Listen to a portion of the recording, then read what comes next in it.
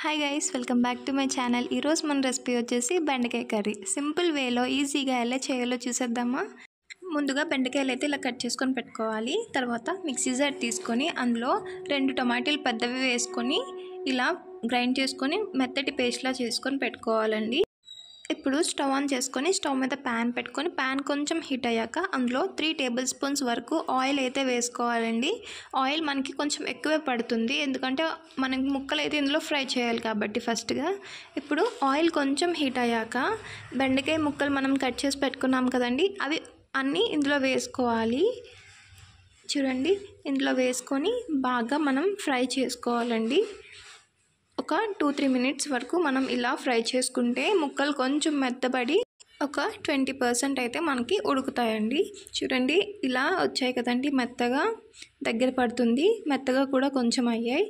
ఇప్పుడు మనం దీన్ని వేరే ప్లేట్లోకి తీసుకోవాలండి. ఎక్కువ అయితే కుక్ చేయకూడదు, మనకి ఎక్కువ కుక్ చేస్తే లాస్ట్లో కర్రీ అంతా రెడీ అయ్యేసరికి పీసెస్ అనేవి విడిపోతాయండి, అప్పుడు టేస్ట్ కూడా అంతగా ఉండదు.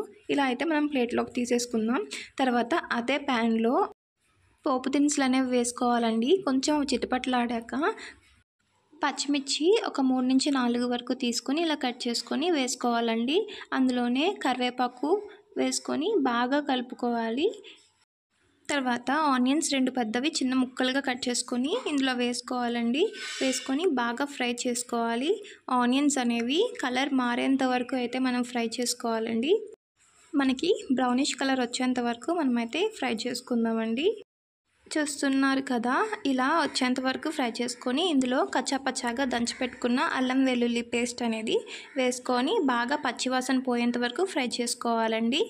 ఇప్పుడు అందులోనే 1/2 టేబుల్ స్పూన్ పసుపు వేసుకొని బాగా కలుపుకోవాలి, అంతా కలిసేటట్టు. ఇప్పుడు ఇందులోనే ముందుగా మనం గ్రైండ్ చేసి పెట్టుకున్న టమాటో ప్యూరీని అయితే ఇందులో వేసుకొని బాగా కలుపుకోవాలండి, అంతా కలిసేటట్టు. ఒక 2-3 మినిట్స్ అనేది మనం దీన్ని ఇలా మగ్గించుకోవాలి.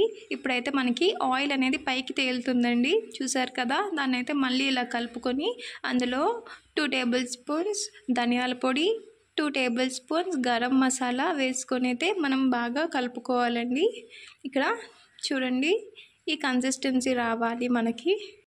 ఇలా ఒక 2 మినిట్స్ అనేది మనం ఇలా కలుపుకోవాలి. కలుపుకున్న తర్వాత కారం అయితే ఇక్కడ నేను 2.5-3 స్పూన్స్ వరకు అయితే వేస్తున్నానండి, ఎందుకంటే కారం తక్కువ తినేవాళ్ళు 1.5 స్పూన్ వరకు వేసుకుంటే సరిపోతుంది. ఇప్పుడు దీన్ని బాగా కలుపుకోవాలి. కలుపుకున్నాక 1 కప్ పెరుగు అయితే చిన్న కప్తో వేసుకోవాలి. వేసుకొని అందులోనే దాంతోనే కొంచెం వాటర్ అనేది మనం వేసుకోవాలండి. ఇప్పుడు బాగా కలుపుకోవాలండి, అంతా కలిసేటట్టు కలుపుకొని చూడండి, ఇలా దగ్గర ఉడికేంత వరకు చూడాలి. ఇప్పుడు మళ్ళీ మనమైతే సాల్ట్ కొంచెం వేసుకుందాం. 1.5 టేబుల్ స్పూన్ సాల్ట్ అయితే నేను ఇక్కడ వేసుకుంటున్నాను అండి, వేసుకొని కలుపుకుంటున్నాను. ఇప్పుడు మనం దీన్నైతే మూత పెట్టుకోవాలండి. మూత పెట్టుకుంటే మనకి కొంచెం దగ్గరగా మగ్గుతుంది. ఇప్పుడు నేను మూత అయితే పెట్టుకుంటున్నాను. పెట్టుకొని తర్వాత 2 మినిట్స్ తర్వాత తీసి చూస్తే చూడండి, దగ్గరికి అయితే మనకి మగ్గుతుందండి.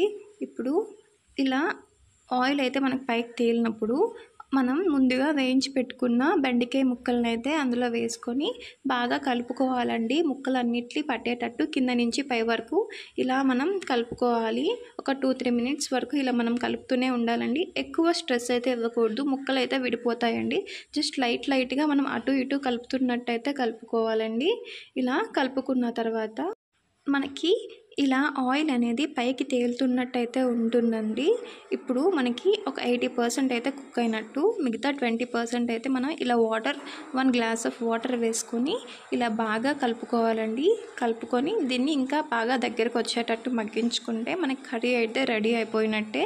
ఇప్పుడు దీన్ని ఇలా కలుపుకుంటున్నాం కదండి, ఇప్పుడు మనం సాల్ట్ అయితే అడ్జస్ట్ చేసుకోవాలి, ఎందుకంటే ఇందాక వేసుకున్న సాల్ట్ కొంచెం మనకి వాటర్ వేసుకున్నాం కాబట్టి సరిపోదు.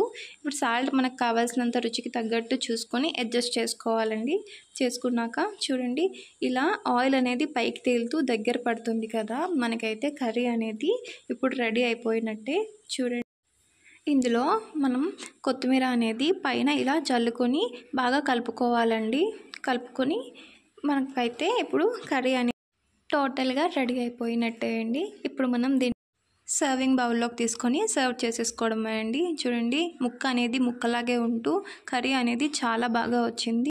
ఇంట్లోనే ఉన్న వాటితో ఈజీగా చేసేయండి ఇలా.